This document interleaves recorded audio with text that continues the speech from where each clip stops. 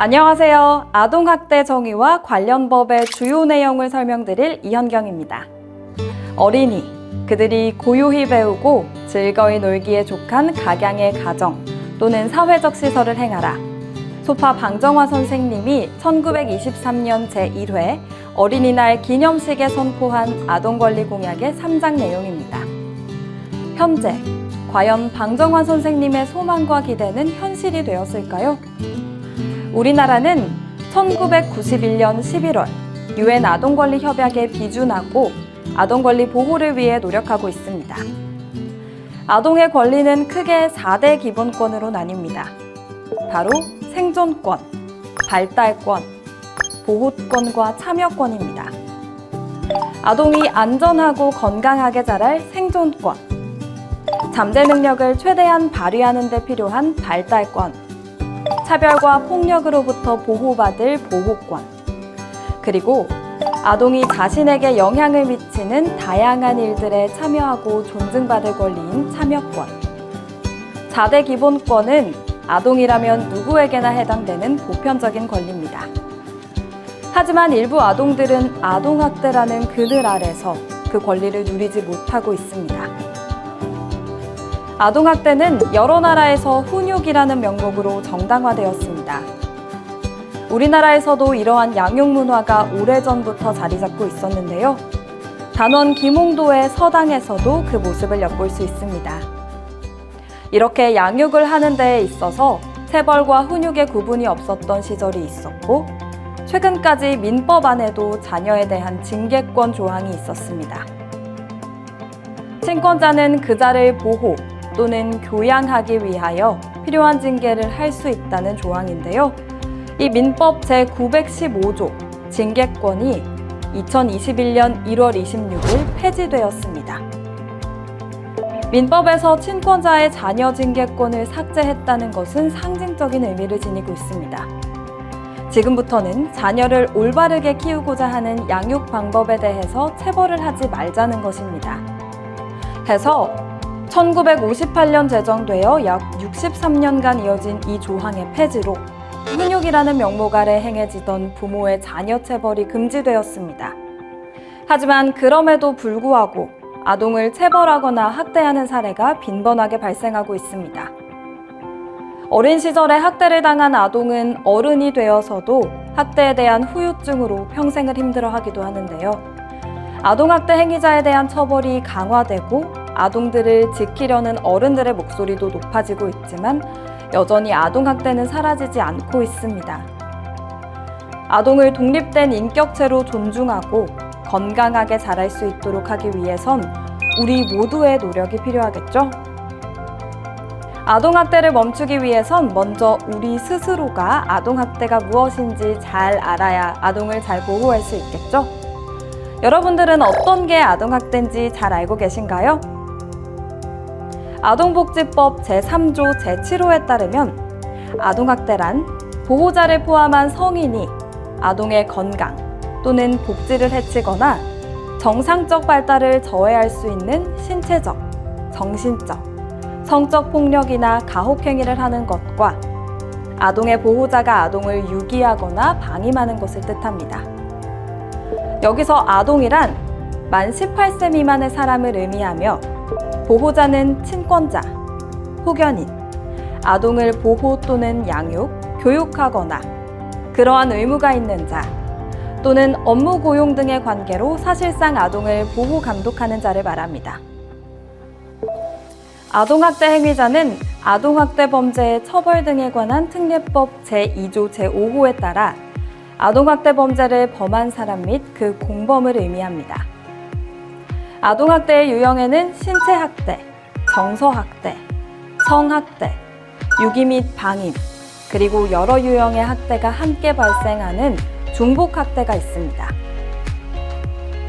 신체학대란 보호자를 포함한 성인이 아동의 신체에 손상을 주거나 신체의 건강 및 발달을 해치는 행위입니다. 정서학대란 보호자를 포함한 성인이 아동의 정신건강 및 발달에 해를 끼치는 정서적 학대 행위를 하는 것으로 가정폭력에 아동을 노출시키는 행위도 포함합니다. 성학대란 보호자를 포함한 성인이 아동에게 음란한 행위를 시키거나 이를 매개하는 행위 또는 아동에게 성적 수치심을 주는 성희롱 등의 성적 학대 행위를 말합니다. 유기는 보호자가 자신의 보호와 감독을 받는 아동을 보호 없는 상태에 두어 생명 또는 신체에 위험을 발생시키는 행위를 의미하고, 방임은 아동의 의식주를 포함한 기본적인 보호, 양육, 치료와 교육을 소홀히 하는 행위를 말합니다. 이러한 아동학대 범죄를 알게 되거나 의심이 있는 경우에는 누구든지 신고를 할 수 있는데요. 아동학대인 것을 인지하고서도 신고를 하지 않는 것을 방지하기 위해 특정 직군의 종사자를 아동학대 신고 의무자로 지정하고 있습니다. 이는 아동학대 범죄를 인지할 가능성이 높은 직군에 아동학대 범죄 신고 의무를 부여해 학대 피해 아동을 조기 발견하기 위함입니다. 아동학대 신고 의무자는 아동학대처벌법 제10조 제2항에 해당하는 자로 직무를 수행하면서 아동학대 범죄를 알게 된 경우나 그 의심이 있는 경우엔 시도, 시군구 또는 수사기관, 즉 112로 즉시 신고해야 한다고 명시되어 있습니다. 아동학대 신고 의무자의 신고 의무 불이행, 다시 말해 정당한 사유 없이 아동학대 범죄를 인지하고도 신고를 하지 않으면 아동학대처벌법 제10조 제2항, 제63조 제1항 제2호에 따라 1천만 원 이하의 과태료가 부과될 수 있습니다. 아동학대 신고 의무자는 아동학대 의심 상황을 발견하고 아동을 보호할 수 있도록 매년 1회 1시간 이상의 법정 의무 교육을 이수해야 합니다. 아동학대 신고 의무자에 대한 교육은 아동복지법 제26조 및 시행령 제26조에 따라 관계 중앙행정기관의 장은 아동학대 신고 의무자 직군에 해당하는 사람의 자격 취득 과정이나 보수교육 과정의 아동학대 예방 및 신고 의무와 관련된 내용을 포함해야 합니다. 교육 내용은 아동학대 관련법, 아동학대의 유형과 의심 징후, 신고 방법 및 피해 아동 보호 절차가 포함되어야 합니다. 아동학대 신고 의무자 교육을 매년 이수하지 않는다면 아동학대 신고 의무자가 소속된 기관, 시설 등의 장이 소속 아동 학대 신고 의무자에게 신고 의무 교육을 실시하지 않을 경우 기관 시설의 장에게 300만 원 이하의 과태료를 부과합니다. 신고 의무자와 더불어 공공부문 종사자도 아동학대 예방교육을 이수해야 하는데요. 아동복지법 제26조 2에 근거하여 국가기관과 지방자치단체의 장, 공공기관의 운영에 관한 법률에 따른 공공기관과 대통령령으로 정하는 공공단체의 장은 아동학대의 예방과 방지를 위해 필요한 교육을 연 1회 이상 실시해야 합니다. 공공부문에 해당하는 기관단체의 장은 아동학대에 관한 법령, 아동학대의 주요 사례, 아동학대 발견 시의 신고 방법 내용을 포함해야 합니다. 그렇다면 어떤 직군들이 아동학대 신고 의무자에 속할까요? 아동학대 신고 의무자로 정해진 26개의 직군은 아동복지시설의 장과 종사자, 아동보호 전문기관의 장과 그 종사자부터 아동복지 전담 공무원 등이 속하고, 유아교육법 및 초중등 교육법 상에는 각 유치원 장과 종사자, 학교의 장과 종사자가 해당됩니다. 119 구조 구급에 관한 법에 따른 119 구급대의 대원 또한 신고 의무자에 해당됩니다. 아동이 안전한 환경에서 보호받기 위해서는 아동학대 신고 의무자뿐만 아니라 우리 모두가 아동의 건강한 성장을 위해 관심을 가져야 합니다. 이 점 기억해 주시기 바랍니다. 그렇다면 아동학대 신고를 하면 그 이후엔 어떻게 진행될까요? 2020년 10월 1일 아동복지법 개정에 따라 아동학대 대응체계가 개편되며 아동학대 조사, 사례 판단 업무 등을 위해 각 시, 군구에 아동학대 전담 공무원이 배치되었습니다.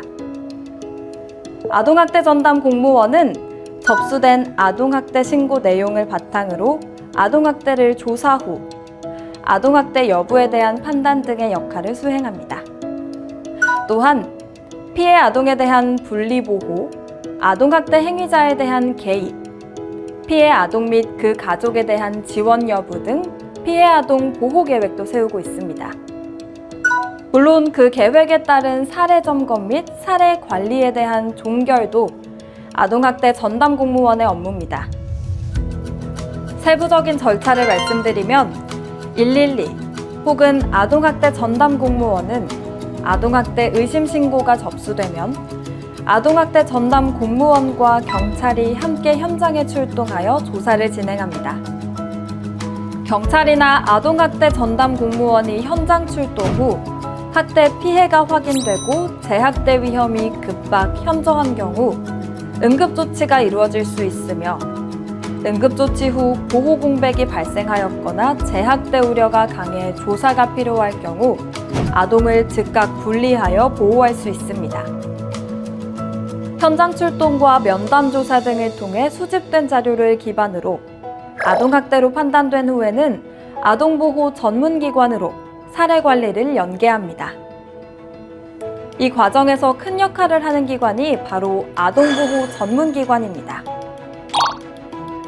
아동보호 전문기관은 피해 아동의 가족 및 아동학대 행위자를 위한 상담, 치료, 교육, 사후관리 등의 업무를 수행하고 그 밖에 아동학대 예방교육 및 홍보를 진행합니다. 또한 가정복귀 프로그램부터 안전 모니터링, 의료적 지원 연계 등을 통해 재학대 발생을 막고 피해 아동의 학대 후유증 감소를 위해 촘촘한 사례 관리를 실시합니다. 아동학대로 신고 접수된 아동 중 가정과 분리하여 보호가 필요한 아이들을 위한 시설도 마련되어 있습니다. 학대 피해 아동쉼터인데요. 아동복지법 제53조 2에 근거하여 학대 피해 아동에게 보호와 치료, 양육 서비스 등을 제공하여 심신의 회복과 원가정 복귀를 지원하는 곳입니다. 아동권리보장원은 지역의 아동보호 전문기관을 지원, 아동학대 예방사업과 관련된 연구 및 자료 발간, 효율적인 아동학대 예방사업을 위한 연계체계를 구축, 아동학대 전담 공무원 아동보호 전문기관, 학대 피해 아동쉼터 직원의 직무교육 등 아동학대 현장에서 대응력과 전문성을 높이기 위해 노력하고 있습니다. 이처럼 아동학대 전담 공무원, 아동보호 전문기관과 학대 피해 아동쉼터의 종사자는 아동학대 현장에서 아동학대 신고 접수, 조사, 판단, 사례 관리까지 아동이 안전하게 보호되고 건강하게 성장할 수 있도록 많은 노력을 하고 있습니다. 이제까지 학습한 내용을 한번 점검해 볼까요? 첫 번째 문제입니다. 유엔의 아동권리 협약에 담긴 아동의 4대 기본권은 무엇일까요? 생존권, 발달권, 보호권, 참여권이 있습니다. 두 번째 문제입니다. 아동복지법 제3조 제7호에 따른 아동학대 행위의 유형으로 적절하지 않은 것은 1. 신체학대 2. 정서학대 3. 성학대 4. 유기 및 방임. 이 중에 정답은 무엇일까요? 정답은 모두가 아동학대 행위 유형입니다. 마지막 문제입니다. 아동학대 처벌법에 따라 아동학대를 알게 되거나 의심이 되는 경우 반드시 신고할 의무를 지는 이를 뭐라고 부를까요? 아동학대 신고 의무자입니다. 총 26개의 직군이 아동학대를 조기 발견하기 위해 법적으로 신고의 의무를 지니고 있습니다. 지금까지 아동학대 정의와 아동학대 신고 의무 및 관련 법률들, 그리고 강화된 대응 체계와 기관별 역할들에 대해 알아봤습니다. 오늘 강의를 통해 많은 분이 신고 의무를 준수하며 아동학대 대응 체계를 믿고 위기에 처한 피해 아동을 구해주시기 바랍니다. 다음 시간에는 아동학대 유형 및 학대의심 징후에 대해 알아보겠습니다.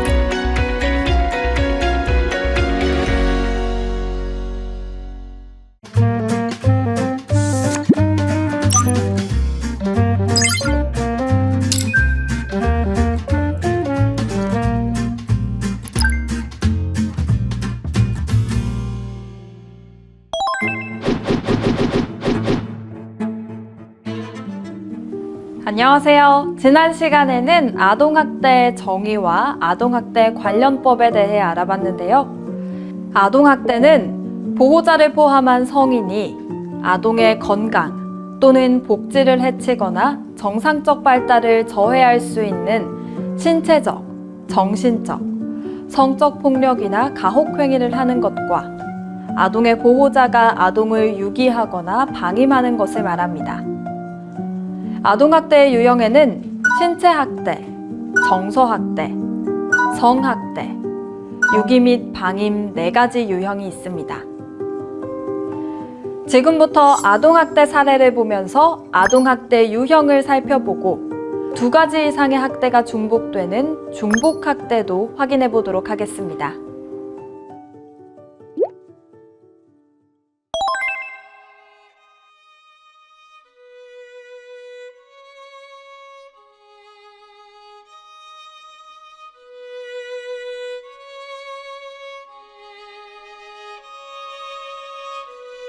진짜 힘들어. 숨도 못 쉬겠다고. 나 쟤 못 키우겠으니까 네가 키워. 야, 네 애잖아. 네 하나 감당 못하냐? 나 쟤 못 키우겠으니까 네가 알아서 좀 하라고.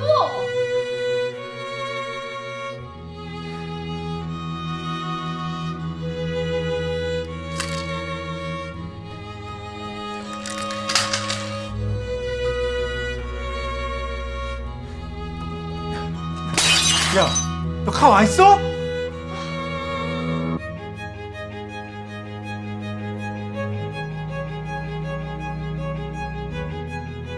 진짜 지긋지긋하다. 내가 나간다 내가.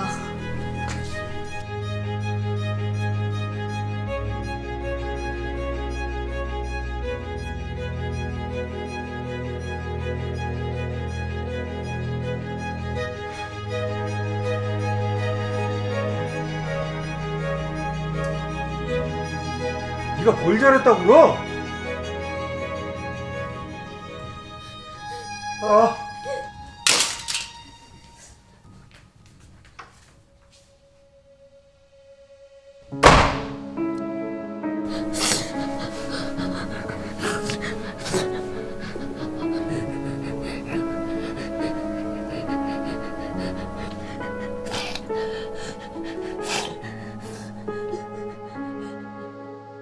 방금 보신 영상은 부모에게 정서학대를 당한 아동의 사례입니다. 자녀가 지켜보거나 듣고 있는 가운데 양육을 하기 싫다는 의사를 표현하는 등 심한 부부싸움으로 아이에게 심리적인 불안을 주고 마음을 고통스럽게 만드는 것도 정서학대로 볼 수 있습니다. 이 밖에도 원망적, 거부적, 적대적 또는 경멸적인 언어폭력, 가족 내에서 왕따를 시키는 행위, 아동을 시설에 버리겠다고 위협하거나 짐을 싸서 쫓아내는 행위, 아동이 가정폭력을 목격하도록 하는 행위, 아동의 정서 발달 및 연령상 감당하기 어려운 것을 강요하는 행위, 형제나 친구 등과 비교, 차별, 편애하는 행위, 다른 아동을 학대하도록 강요하는 행위 등 보호자를 포함한 성인이 아동에게 행하는 언어적 모욕, 정서적 위협, 감금이나 억제, 기타 가학적인 행위 등 언어적, 정신적, 심리적인 학대 모두 정서학대에 해당됩니다. 정서학대를 당했다고 의심되는 아동의 신체적인 징후로는 신체적 발달 지연과 신체적 발달 장애가 있습니다.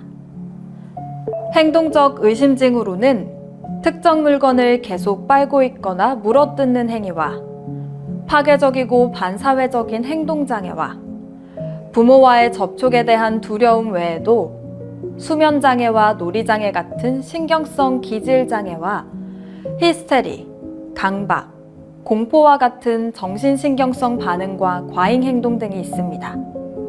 아동에게 정서적 학대를 가했을 경우에는 아동복지법 제71조 제1항 제2호에 의거하여 5년 이하의 징역 또는 5천만 원 이하의 벌금에 처할 수 있습니다.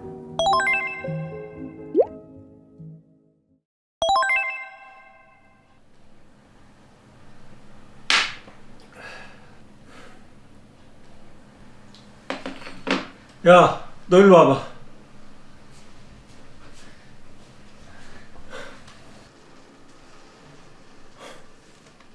뭐하다 지금 들어와? 친구들이랑 놀다 왔어요. 친구들이랑 놀아? 너 때문에 엄만 집을 나갔는데 친구들이랑 놀아?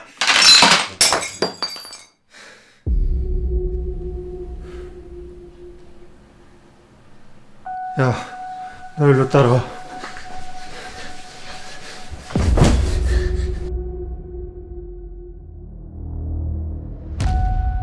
네가 지금 기분이 좋아서 친구들이랑 놀다 온 거지?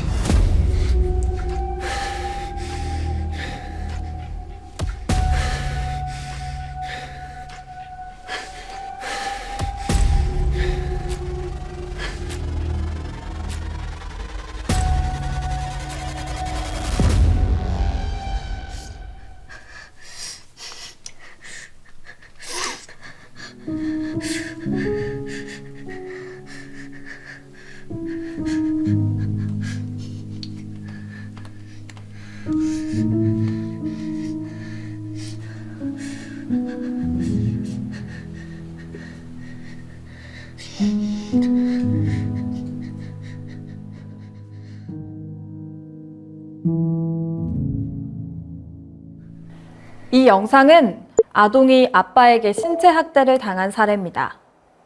신체 학대란 보호자를 포함한 성인이 아동에게 우발적인 사고가 아닌 상황에서 신체적인 손상을 입히거나 또는 신체 손상을 입도록 허용한 모든 행위를 의미합니다.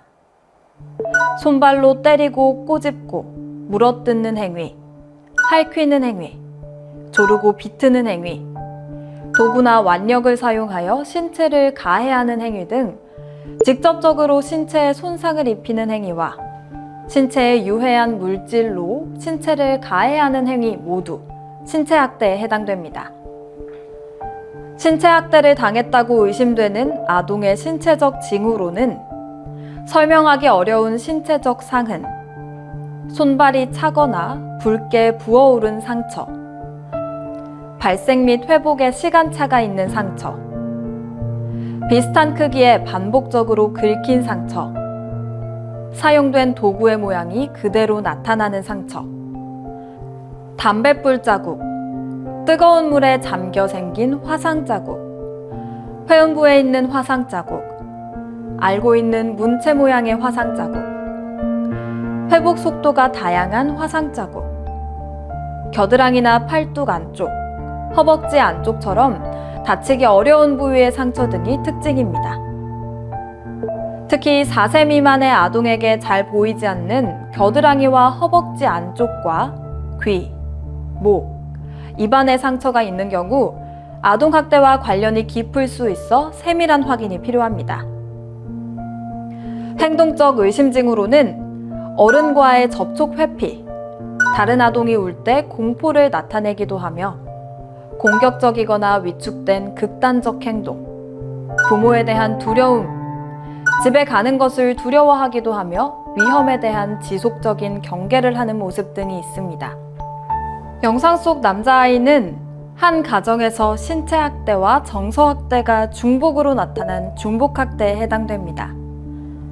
아동에게 신체적 학대를 가했을 경우엔 아동복지법 제71조 제1항 제2호에 의거하여 아동학대 행위 중 일부 행위의 경우 5년 이하의 징역 또는 5천만 원 이하의 벌금형이 선고될 수 있으며 아동학대 범죄의 처벌 등에 관한 특례법 제4조에 의거하여 아동학대 범죄를 범한 사람이 아동을 살해할 때에는 사형, 무기 또는 7년 이상의 징역, 아동학대 범죄를 범한 사람이 아동을 사망에 이르게 한 때에는 무기 또는 5년 이상의 징역에 처하며 또한 동법 제5조에 의거하여 아동학대 범죄를 범한 사람이 아동의 생명에 대한 위험을 발생하게 하거나 불구 또는 난치의 질병에 이르게 한 때에는 3년 이상의 징역에 처합니다.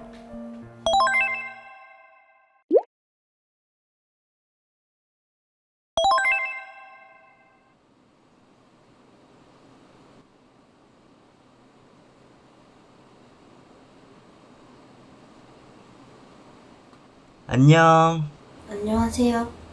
나 너 저번에도 여기 있는 거 봤는데. 이 근처 살아? 네. 삼촌은 저기 살아. 네. 그 삼촌이 차 키를 좋은 틈에 빠뜨렸는데 삼촌 손이 너무 커가지고 손이 안 들어가거든? 혹시 도와줄 수 있어? 어딘데요? 저기.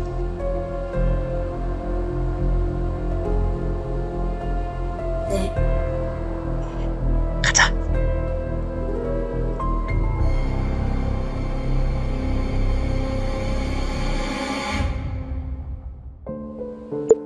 해당 영상은 놀이터에서 혼자 놀고 있던 여자아이에게 접근한 남자가 여자아이를 유인해 성학대를 저지른 사례로 아동을 강제추행하고 나체 사진 다수를 저장해 놓기도 했습니다.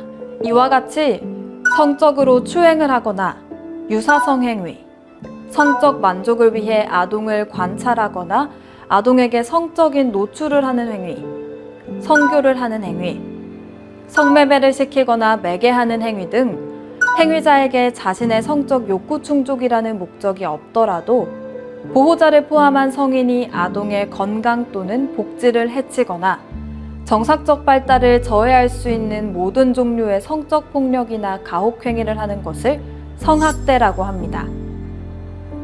성학대를 당했다고 의심되는 아동의 신체적 징후로는 신체적 지표로서 학령정 아동의 성병 감염, 임신, 생식기의 증거로서 아동의 질에 있는 정액, 찢기거나 손실된 처녀막, 질에 생긴 상처나 긁힌 자국, 질의 홍진, 배뇨곤란, 요도염, 생식기의 대상포진, 회음부의 동통과 가려움, 항문증으로 항문 괄약근의 손상, 항문 주변의 멍이나 찰과상, 항문 내장이 짧아지거나 뒤집힘, 항문 입구에 생긴 열창, 항문이 좁아진 경우 대변에 혈액이 나옴, 구강증으로는 입천장의 손상, 인두암질 등이 있습니다.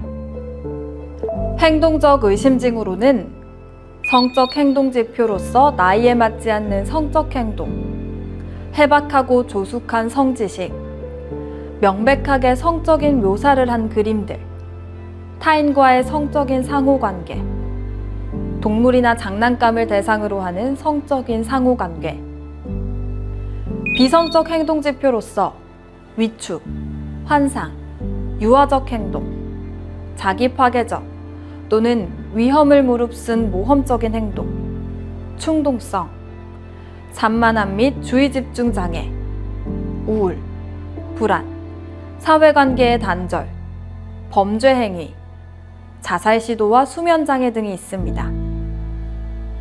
아동에게 성적인 학대를 가했을 경우, 즉 아동에게 음란한 행위를 시키거나 이를 매개하는 행위, 또는 아동에게 성적 수치심을 주는 성희롱 등의 성적 학대 행위에 해당하여 아동복지법 제71조 제1항 제1호의 2에 근거하여 10년 이하의 징역 또는 1억 원 이하의 벌금형에 처할 수 있습니다.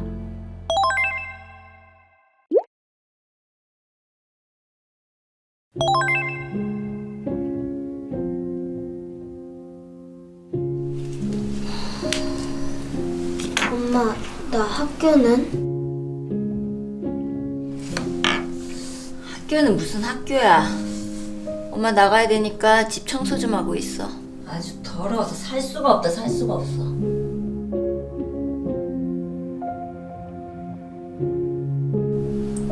엄마 오늘 집에 들어와요?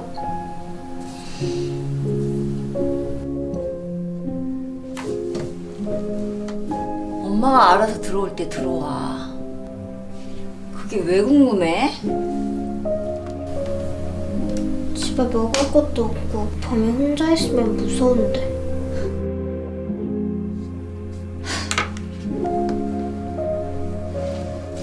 엄마 주말에 들어오니까 알아서 있어. 네가 애기도 아니고.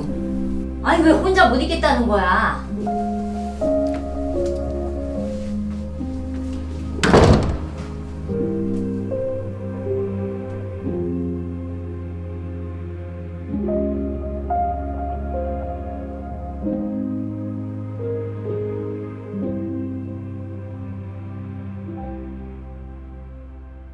엄마가 초등학생인 자녀를 이유 없이 학교에 보내지 않고 식사를 제공하지 않는 등 방임의 사례를 보셨습니다. 이와 같이 기본적인 의식주를 제공하지 않는 것, 불결한 환경에 아동을 방치하는 것, 보호자가 아동을 가정 내에 두고 가출한 경우 등은 물리적 방임에 해당하고요. 아동에게 필요한 의료적 처치 및 개입을 하지 않는 행위는 의료적 방임, 의무교육을 제공하지 않는 것, 아동의 교육적 욕구 및 의무에 대한 방치 행위, 준비물을 챙겨주지 않는 행위 등은 교육적 방임에 해당하며 아동을 보호하지 않고 버리는 행위, 시설 근처에 버리고 가는 행위는 유기에 해당됩니다. 다시 말해 아동의 보호자가 아동을 유기하거나 물리적, 의료적, 교육적 방임을 하는 경우를 유기 방임이라고 합니다. 유기 방임으로 의심되는 아동의 신체적 징후로는 발달 지연 및 성장 장애, 비위생적인 신체 상태, 의학적 치료 불이행으로 인한 건강 상태 불량, 아동에게 악취가 지속적으로 나는 경우 등이 있습니다. 행동적 의심 징후로는 계절에 맞지 않는 부적절한 옷차림, 음식을 구걸하거나 훔치는 행위, 비행 또는 도벽, 학교에 일찍 등교하고 집에 늦게 귀가함, 지속적인 피로 또는 불안정감 호소, 잦은 결석 등이 해당됩니다. 아동에게 유기 및 방임 학대를 가했을 경우에는 아동복지법 제71조 제1항, 제2호에 자신의 보호, 감독을 받는 아동을 유기하거나 의식주를 포함한 기본적인 보호, 양육, 치료 및 교육을 소홀히 하는 방임 행위에 해당하여 아동복지법상 5년 이하의 징역 또는 5천만 원 이하의 벌금에 처할 수 있습니다.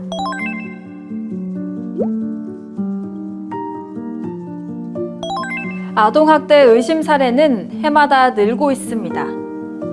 2022년 전체 신고 건수는 총 46,103건이며 이 중 아동학대 의심 사례는 44,531건으로 실제 아동학대로 판단된 사례는 27,971건으로 나타났습니다. 아동학대 사례 유형으로는 정서학대가 1,632건으로 가장 많았고 중복학대가 9,775건으로 두 번째로 많았습니다. 중복학대란 학대 유형 중 두 가지 이상이 중복되어 나타나는 것을 말하는데요. 가장 많이 발생하는 중복학대로는 신체학대와 정서학대로 중복학대 9,775건 중 8,439건을 차지합니다.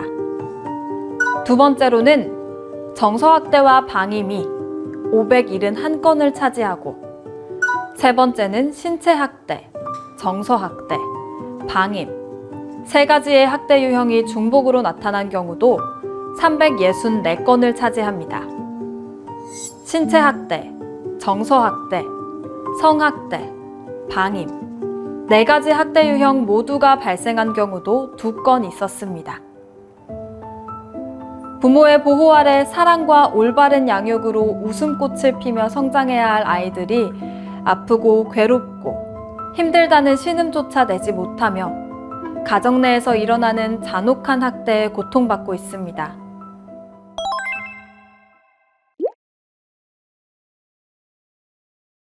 아동학대를 당한 대다수의 아이들은 신체적, 심리적, 정서적 후유증을 겪게 되는데요.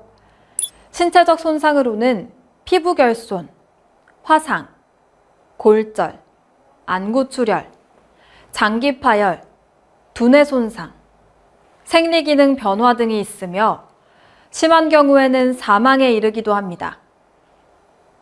마음의 병이라고 하는 심리적, 정서적 손상으로는 중추신경계 손상, 지능, 자아기능 손상, 감정조절기능 저하 및 이상, 자기개념 손상, 애착형성 붕괴, 충동조절능력 저하, 또래관계 붕괴, 자학적 자기파괴 행동, 정신병리 등이 있습니다. 보이지 않는 곳에서 아이들을 서서히 죽음으로 몰고 가는 아동학대. 작게 보내는 아이들의 신호를 놓치지 말고 손잡아 주세요. 어른들의 관심과 세심한 반응으로 아이들을 학대로부터 지켜낼 수 있습니다. 아동학대 의심 징후 발견 시에는 즉시 112로 신고해 주세요. 다음 시간에는 아동학대 신고 절차와 방법, 피해 아동 보호 및 아동학대 대응 체계에 대해 알아보겠습니다.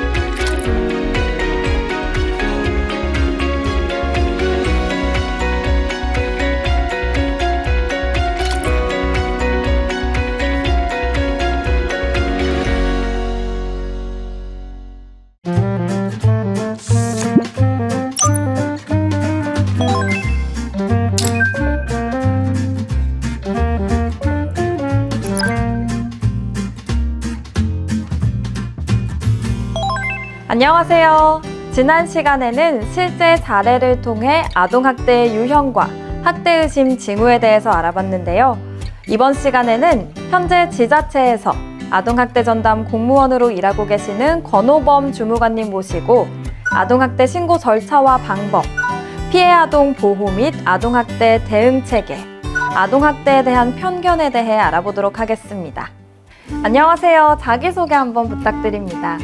네, 용산구청에서 일하고 있는 권우범 주무관입니다. 직접 현장에서 일하는 분을 모시고 실제적인 이야기를 통해 아동학대 신고 및 피해 아동 보호 등에 대해 알아보게 되어 교육받는 분들에게는 더 이해가 쉬울 것 같습니다. 주무관님, 그럼 우선 아동학대 의심 징후나 아동학대 상황을 발견하게 된다면 어떻게 해야 될까요? 만약 저라도 아동학대 의심 상황을 목격하게 된다면 어떻게 해야 될지 혼란스러울 것 같습니다. 그렇죠. 의외로 실제 아동학대 의심 상황을 맞닥뜨리면 놀라기도 하고 당황스러워서 어디에 어떻게 신고 전화를 해야 하는지 또 신고 후에는 어떻게 협조를 해야 하는지 잘 모르시겠죠? 지금부터 차근차근 알려드리도록 하겠습니다.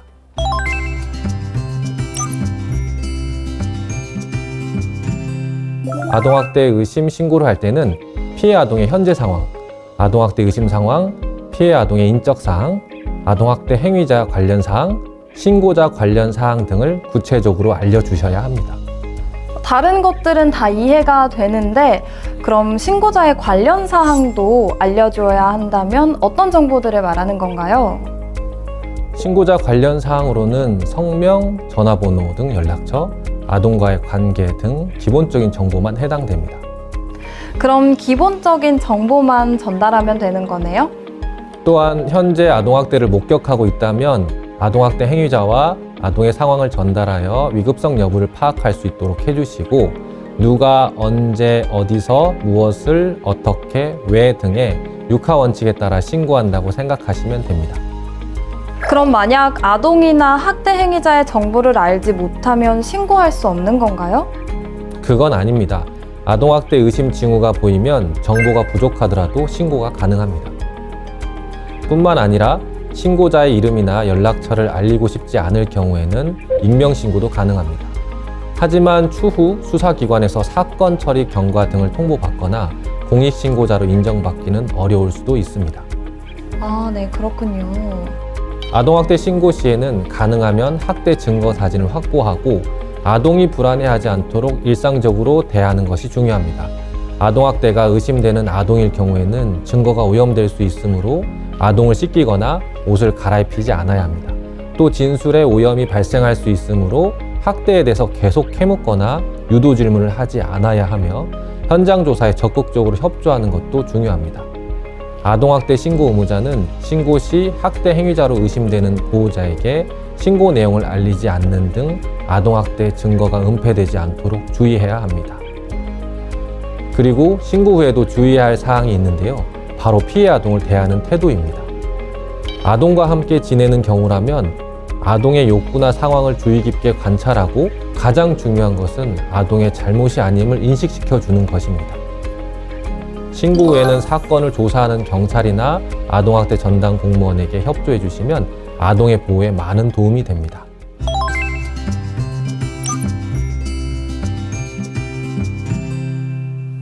아동학대 신고 접수가 되면 경찰 또는 아동학대 전담 공무원이 지체 없이 현장에 출동합니다.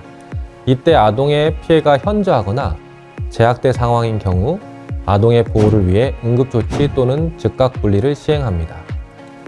또 피해 아동 보호를 위해 필요한 장소에 출입하여 피해 아동 또는 학대 행위자 등 관계인에 대하여 조사를 하거나 질문할 수도 있습니다.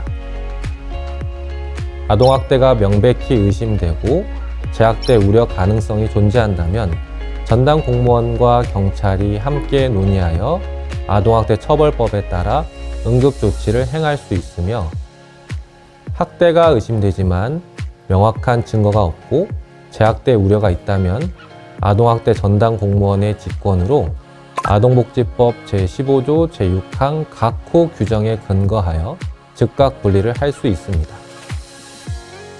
아동복지법 제15조 제6항 각 호 규정은 이러합니다. 1. 1년 이내 2회 이상 아동학대 신고가 접수된 아동에 대하여 현장조사 과정에서 학대 피해가 강하게 의심되고 재학대 발생 우려가 있는 경우. 2. 제1항에 따른 보호조치 결정이 있을 때까지 아동학대 범죄의 처벌 등에 관한 특례법 제12조에 따른 응급조치 또는 같은 법 제13조에 따른 긴급 임시조치가 종료되었으나 같은 법 제15조에 따른 임시조치가 청구되지 아니한 경우. 3. 현장조사 과정에서 아동의 보호자가 아동의 답변을 거부, 기피 또는 거짓 답변을 하게 하거나 그 답변을 방해한 경우. 4. 그 밖에 제1항 제3호부터 제6호까지의 보호조치를 할 때까지 아동을 일시적으로 보호할 필요가 있다고 시도지사 또는 시장, 군수, 구청장이 인정하는 경우입니다. 또 아동학대 사례 판단을 위해 피해 아동, 아동학대 행위자, 주변인을 조사하여 학대 피해 정도와 학대 피해 사실에 대한 다양한 증거를 수집하는데요. 아동을 만났을 때는 신체에 상흔이 있는지, 아동의 피해 정도는 얼마나 되는지를 확인해 증거를 수집하게 됩니다. 네, 아동학대 전담 공무원분들은 실제로 어떤 일을 하는지 좀 말씀해 주시겠어요? 네, 아동학대 전담 공무원은 아동학대 의심 상황에서 진술조사, 현장조사와 증거 수집을 거쳐 취득한 내용을 기반으로 사례회의를 통해 아동학대 여부를 판단합니다.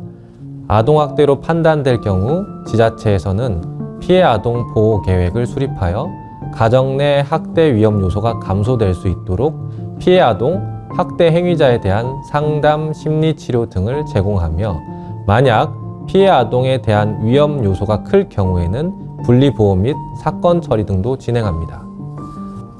이후 아동복지법, 아동학대 처벌법에 따라 피해 아동 분리보호 및 학대 행위자 사건 처리 등을 진행합니다.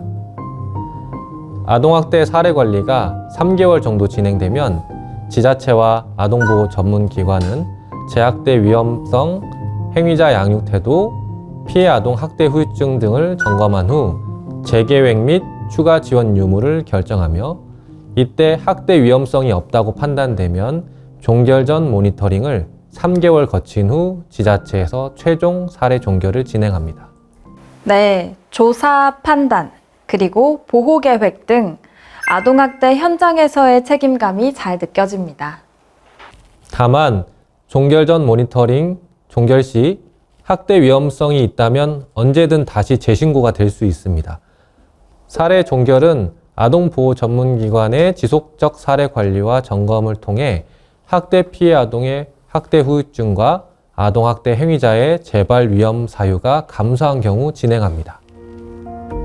네, 아동학대 전담 공무원과 경찰, 아동보호 전문기관 모두가 학대 피해 회복과 학대 예방을 위해 유기적으로 노력하고 협력하고 계셨군요.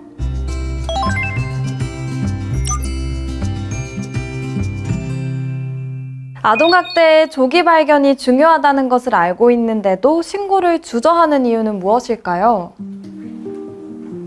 아동학대 신고를 주저하는 이유로는 설마 부모가 자녀를 학대했을까? 아이가 맞을 만한 행동을 했을 것이다. 사랑의 매는 괜찮지 않아? 아이가 피해 사실을 말하지 않으면 학대가 아닐 것 같은데 때린 것도 아닌데 이 정도가 아동학대일까? 내가 꼭 신고해야 할까? 등의 아동학대에 대한 잘못된 생각에서 비롯되는 경우가 많습니다. 이전에는 체벌도 훈육의 일환으로 여겨진 적도 있었는데요.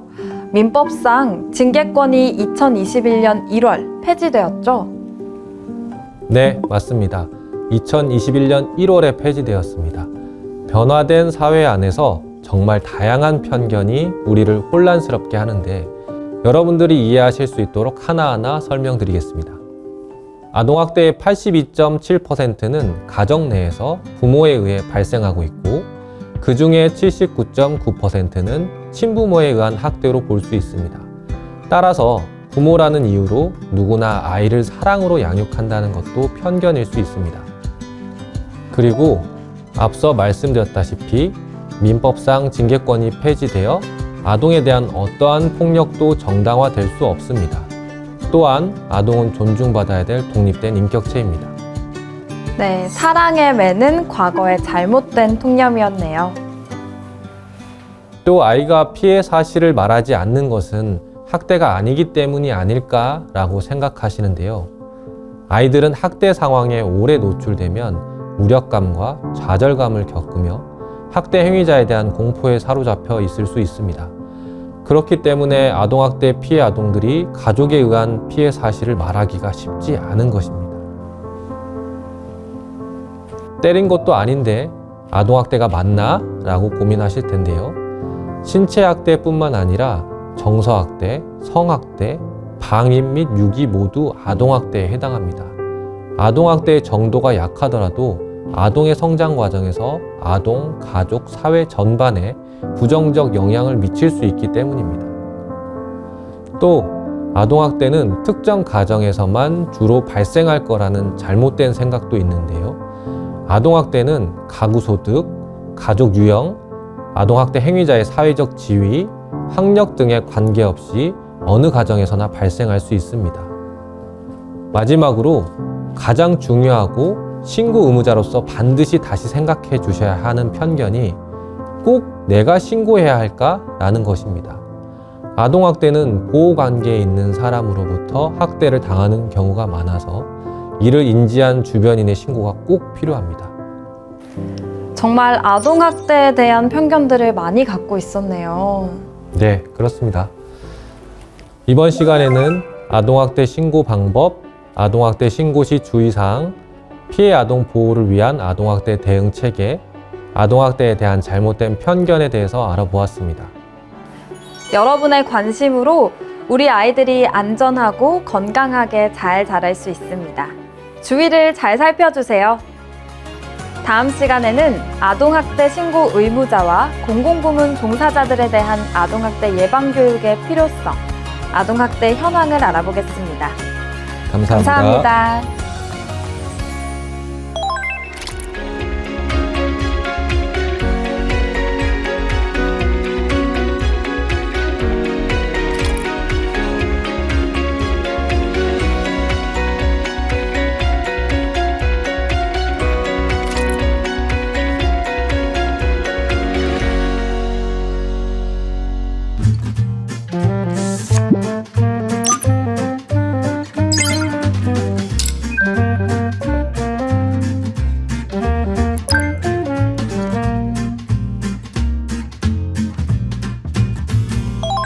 안녕하세요, 여러분. 안녕하세요.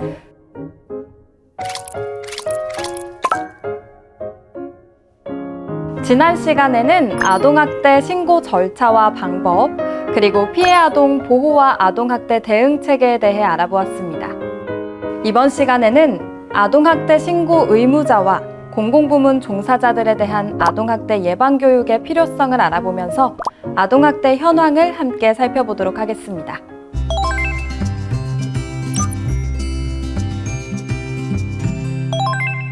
혹시 오늘 이 자리에 모인 여러분들의 공통점이 무엇인지 아는 분들 계실까요? 글쎄요. 힌트는 제가 방금 말한 단어입니다. 신고 의무자? 네, 맞습니다. 여러분들은 모두 아동학대 신고 의무자입니다. 혹시 아동학대 신고 의무자가 어떤 것인지 말씀해 주실 수 있으실까요? 아동학대 신고 의무자란 직무상 아동학대 범죄를 인지할 가능성이 높은 직업군을 의미합니다. 아동학대 범죄의 처벌 등에 관한 특례법 제10조 2항에 따라 직무를 수행하면서 아동학대를 쉽게 발견할 수 있는 직업군의 사람으로 아동복지시설의 장과 그 종사자, 아동복지 전담 공무원을 비롯한 26개의 직군을 아동학대 신고 의무자로 지정하였습니다. 직무를 수행하면서 아동학대 범죄를 알게 된 경우나 그 의심이 있는 경우에는 시도, 시군구 또는 수사기관인 경찰에 즉시 신고해야 합니다. 만약에 이러한 신고 의무를 불이행하거나 혹은 교육을 불이행할 시 법적 제재를 받습니다.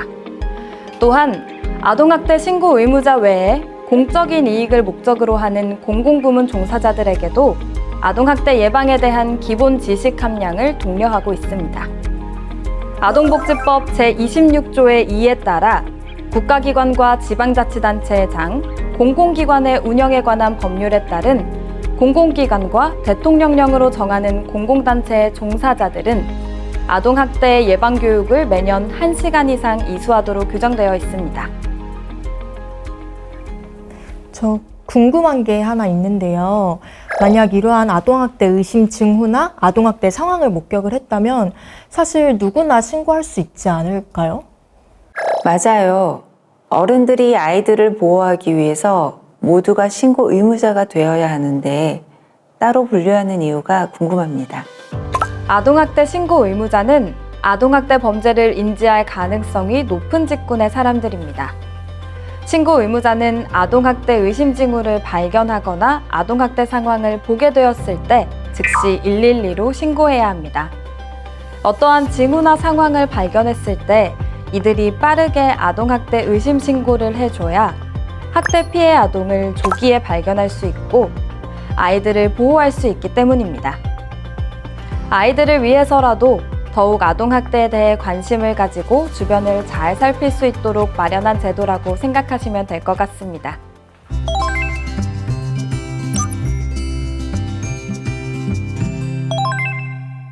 그렇다면 작년 2022년 한 해 아동학대 신고 접수 건수는 얼마나 될까요? 어느 정도일지 한번 추측해 보시겠어요? 글쎄요, 한 5천 건?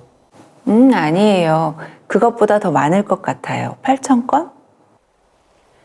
2022년 집계된 전체 신고 접수 건수는 총 46,103건이며 이 중 아동학대 의심 사례는 44,531건으로 전체 신고 접수의 96.6%를 차지했습니다. 그러니까 44,000여 건이 아동학대 의심 사례로 접수된 것입니다. 생각보다 좀 많이 많아서 좀 놀랍네요. 아동학대 의심 사례 44,531건 중 아동학대 사례로 판단된 사례는 27,971건으로 62.8%입니다. 아동학대가 의심스러워 신고했을 경우 28,000여 건은 실제 아동학대로 판단된다는 점입니다. 아동학대 의심 신고로 아동학대를 조기 발견할 수 있는 아동의 수를 의미합니다. 작년 아동학대 통계의 신고자 유형을 보시면 아동학대 의심 사례로 신고 접수된 44,531건 중 신고 의무자에 의한 신고는 16,149건, 36.3%, 비신고 의무자에 의한 신고 접수 건수는 28,382건, 63.7%로 비신고 의무자의 신고 접수 건수가 더 많았습니다. 비신고 의무자란 앞서 말씀드린 26개의 신고 의무자 직군을 제외한 모든 자를 말합니다. 이곳에 계신 여러분과 더불어 신고 의무자와 비신고 의무자 모두 아동학대 경각심이 높아지고 있는 것 같습니다. 아동학대 신고 의무자 및 공공부문 종사자들께서는 이번 교육을 통해 내 주변, 특히 아이들에 대한 적극적인 관심으로 우리 아이들이 안전하고 건강하게 자랄 수 있는 사회를 함께 만들어주시기 바랍니다. 2022년 아동학대 사례로 판단된 27,971건 중 사례관리뿐만 아니라 고소, 고발 등 아동학대 사건에 대한 법적 조치를 진행한 경우는 12,483건, 44.6%며 사례관리는 15,488건, 55.4%였습니다. 실제 피해 아동의 가족 유형 및 학대 행위자와의 관계에 대한 통계도 한번 살펴볼까요? 아동학대 사례로 판단된 피해 아동 가족 유형을 보면 친부모 가정 18,152건, 64.9%, 모자 가정 3,713건, 13.3%, 부자 가정 2,526건, 9%, 재혼 가정 1,369건, 4.9% 순입니다. 약 65% 정도는 친부모 가정에서 아동학대가 일어나고 있음을 알 수 있습니다. 학대 행위자와 피해 아동과의 관계에서는 부모에 의한 학대 발생 건수가 23,119건, 82.7%로 가장 높았고, 대리양육자 3,047건, 10.9%, 친인척 879건, 3.1% 순으로 나타났습니다. 부모에 의한 학대 사례를 행위자별로 자세히 살펴보면 친부에 의해 발생한 사례가 12,796건, 45.7%, 친모는 9,562건, 34.2%로 높은 비율을 차지했습니다. 그럼 아동학대 의심 징후나 실제 현장을 목격을 했을 때 사실 저게 부모의 훈육이 아닐까 하고 고민하다가 신고를 못하는 경우도 생기잖아요. 네, 그렇기도 합니다. 이번 기회를 통해 꼭 말씀드리고 싶은 건 2021년 1월 26일자로 민법 제915조 징계권이 폐지되었다는 점입니다. 이제는 부모가 자녀를 보호 또는 교양하기 위해 필요한 징계를 할 수 있다는 법 조항이 삭제되었습니다. 아이에 대한 부모의 처벌은 목적 여부나 강도와 상관없이 잘못된 것이라는 인식이 드디어 우리나라 법에도 반영되었다고 보시면 됩니다. 이제 부모가 자녀에게 하는 훈육이라는 명목하의 체벌은 불가능하다는 것 이해하셨죠? 우리 주변의 아이들에게 조금 더 관심을 가지고 학대 의심 상황에서는 적극적으로 신고해주세요. 네. 네. 저는 사실 그것 말고도 좀 마음에 걸리는 게 하나가 더 있기는 해요. 어떤 점일까요? 이런 이야기가 나오게 되면 아동학대 징후를 발견하면 꼭 신고를 해야지 하다가도 망설이게 되는 이유가 있는데요. 신고했다가 나중에 보복을 당하면 어쩌지라는 걱정이 좀 되거든요. 신고를 할 때 분명히 신고자 개인정보를 말을 해야 하게 될 텐데 그게 나중에 노출이 되면 어쩌지 이런 생각도 들고요. 그 부분에 대해 걱정하시는 것도 이해합니다. 하지만 신고자 보호를 위한 법도 있습니다.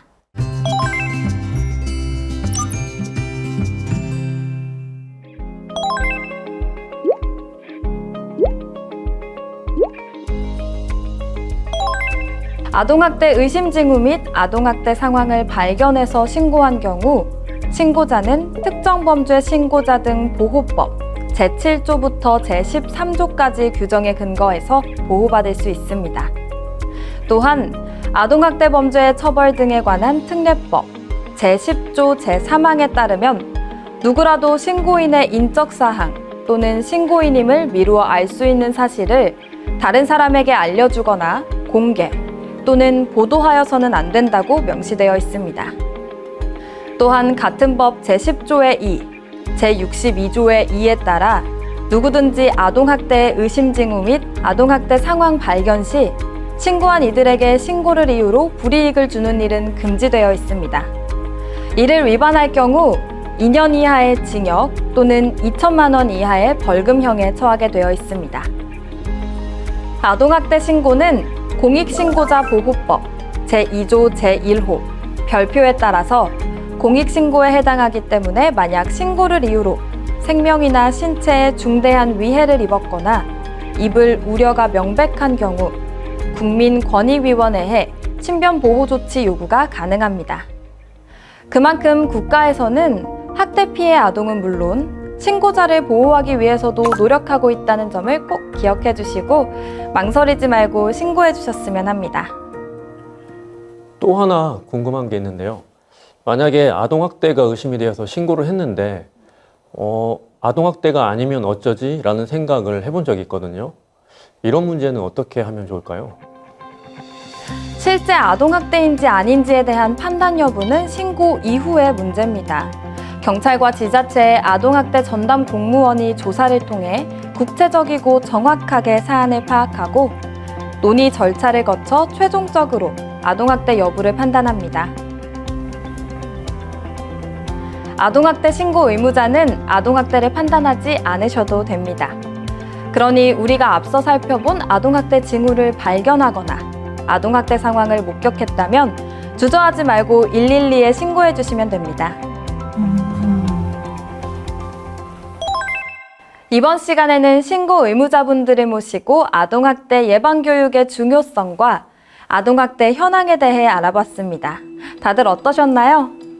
모든 체벌은 목적과 강도에 상관없이 부모의 권리가 아니라 학대가 될 수 있다는 점을 아이들의 부모님께도 꼭 알려드리겠습니다.